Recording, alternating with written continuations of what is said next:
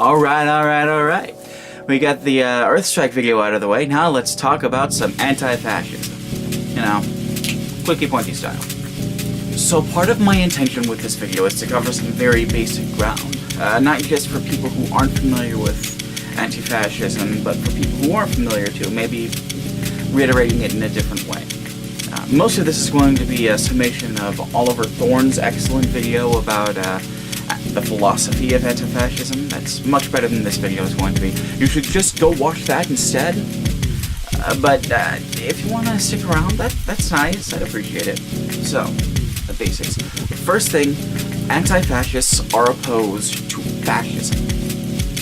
You could almost describe them as reactionary in that sense, in that they are specifically reacting to fascism, or fascist things that are happening in the world. Anti-fascists generally won't react to, say, liberals or communists or capitalists, unless those liberals or communists or capitalists are also fascists.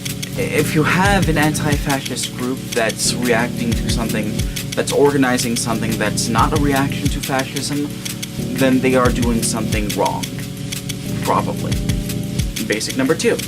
Anti-fascists are usually not members of a nationwide organization. Anti-fascism works better if you can organize locally and flexibly. There are nationwide anti-fascist organizations. Refuse Fascism comes to mind. But there's a lot of sketchy stuff going on around the whole Refuse Fascism group that I'm vaguely aware of. And whenever they assemble with other anti-fascist groups, they're always off on the side doing their own shouty thing. Basic number 3. The vast majority of anti-fascists are non-violent protesters. Not just as a matter of pragmatism, but because a lot of anti-fascist people, a lot of people who protest fascism, a lot of anti-fascists, are not physically or emotionally capable of violent actions. Like, I don't even know how the club-wielding, chain-wielding image of the anti-fascist came into existence. Every single protest or political action I've been to that has been involved or even been organized specifically by anti-fascist groups has been non-violent. The most violent anyone has gotten at a rally I've been to that have involved anti-fascists has been someone else throwing a beer bottle at the group. These people aren't violent, they're just opposing fascism, and that takes a lot of different forms. Most visibly, in places like Berkeley, it takes the place of violence because the news loves violent clashes.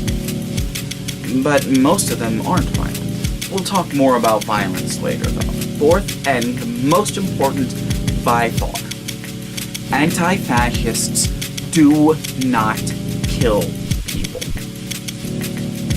If you ask people in the FBI, not one person has been killed by someone claiming to be a member of an anti-fascist group. No anti-fascist organization has been responsible for someone being beaten up and even manslaughter. And I could go into how far right-wing groups have dominated the murder by political industry for the last 2 years running, but that's really not the point of this video.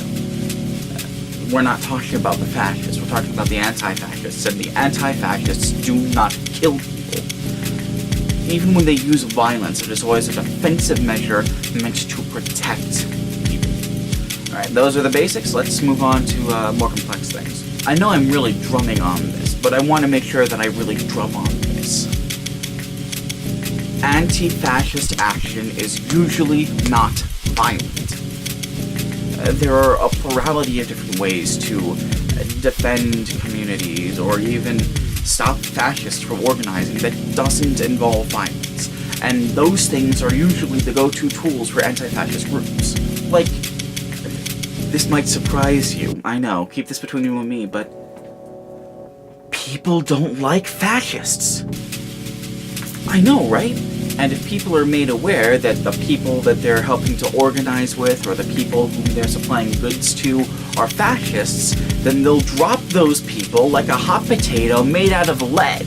That's one thing that we have in our favor, is that people don't like fascists. Even people or organizations willing to tolerate the fucking fascists will stop doing so immediately if it reflects badly on their business, if people find out about it. Applying political pressure to venues or organizations tends to keep the fascists from organizing. If you want some practical examples of this working, look at Richard Spencer's failed college tour. Look at fucking Milo Yiannopoulos and all the shit that's happened to him. And I'm not just talking about deplatforming, although a lot of it is just deplatforming, just letting people know, oh hey, this Richard Spencer guy, he's literally the leader of a fascist group. You should not let him talk on your premises. There's also, like, if you have someone who's supplying fascists for, like, a meeting, furnishing a meeting space, letting them know that so that they can pull that meeting space. Not necessarily that time if there's, like, a contract, but in the future.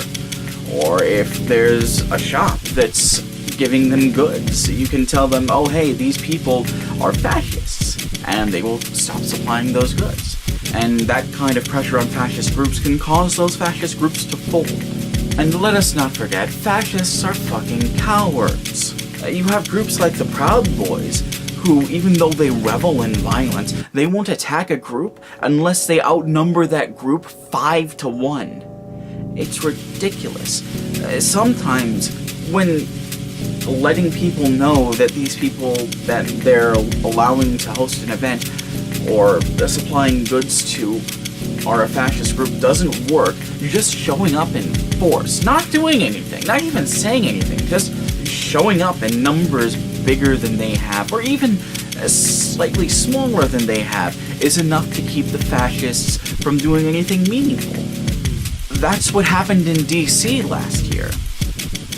When the Unite the Right 2 rally, no one showed up because 10,000 counter-protesters showed up. Just organizing. The act of organizing alone can be an effective countermeasure to the fascists. Because they don't like fighting unless the odds are stacked in their favor. Of course, that doesn't always work, and sometimes you do have to resort to more brutal tactics. But let me just get this out of the way right away. Violence is bad. Like, I know that that's controversial to say to a lot of people, for a lot of different reasons, but like, as someone who comes from a family of people who did violence for a living, I'm from a family of soldiers, violence is always bad. You're never going to solve any problem with violence. But in extreme circumstances, you can push a problem further back. That's why violence is so rarely utilized, is because there are almost always other ways of pushing that threat back. It also needs to be said that violence is only even marginally effective if other solutions have failed. Like, if you're just breaking into a place and beating people up, but you haven't tried to let the person who owns the place know, oh hey, these guys are fascists, then you're doing it wrong. You don't want to set up a confrontation with these people because they're dangerous, and they're not just dangerous to you. You know, that's another really important point that I've only ever seen ContraPoints bring up. Okay, example. I'm 6 feet tall and I'm 200 pounds of muscle. No one is going to fuck with me. You could get a dozen Proud Boys, and they'd be anxious to fuck with me. With good reason. I would make them eat pavement if they tried to fuck with me. I'm from a family of soldiers. I know how to fight. So they're not gonna fuck with me. They're gonna go down to the east side of Springfield and fuck with some of the families over there. Or they're going to find some trans people and fuck with those people instead. Fascists are cowards. And part of that means that they're not going to fight the people who they know are going to fight back. They're going to single out people who are vulnerable, or who are scared, or who are not physically or emotionally capable of fighting against them. And they're going to lash out at those people instead. When I say that, you know, real anti-fascist groups don't resort to violence unless they have to, or real anti-fascist groups use every other means at their disposal to deal with fascism, I know that sounds to someone who thinks in a skeptical way, like a no true Scotsman's policy. But it's not. literally every anti-fascist organization I've been involved with, every anti-fascist action that I've been involved with, has gone through every other means possible. And one of those other means has always been successful. Whether or not it was letting people at the Capitol know that these people have endorsed fascist viewpoints and endorsed hate speech in the past, or like in DC, where we showed up in force and scared them off before a fight could start.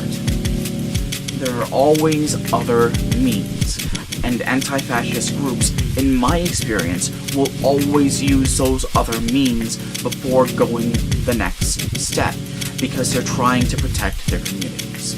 When I was in DC, I heard allegations that fascist groups had been, in New Jersey specifically, going into impoverished neighborhoods and executing people, gangland style, and that the police were writing it off as gang violence.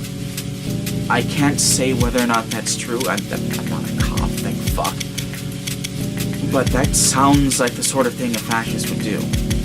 That's something that I've worried about here in Springfield, in Chicago. And you'll find, too, that a lot of these people who are anti-fascists now are also veterans of the Occupy movement. And you understand, I'm sure that you remember, if you were around then, how the Occupy movement was treated. What I'm saying is that these people have the experience, either first or second hand, of what fascists can do to people who aren't ready to fight. Which is why violence is usually such a no-go. Hey, it's Ron again in Editsville. Wanted to make some, closing statements again. The original draft of this entire thing was originally titled Anti-Fascism is Not a Death Cult. And, I wanted to fit in there somewhere, I see how people on the left kind of fetishize violence against fascists, and I think that's not just really unhealthy, but unhelpful to them and to, anti-fascism as a whole, and I couldn't do that. I couldn't quite fit it in, so I said it here instead. I think I'm going to make these endnotes that I make, after I'm done recording a regular thing. I like the aesthetic of it. I think it's fun. And it lets me say things that I might have missed in the actual thing proper. And that's always a good thing to have. It's always a good thing to have in your toolbox. So the next video I'm going to make should be about how liberals enable fascists. Look forward to that if you're into really sad, depressing shit. And, yeah. Take care of yourselves, alright?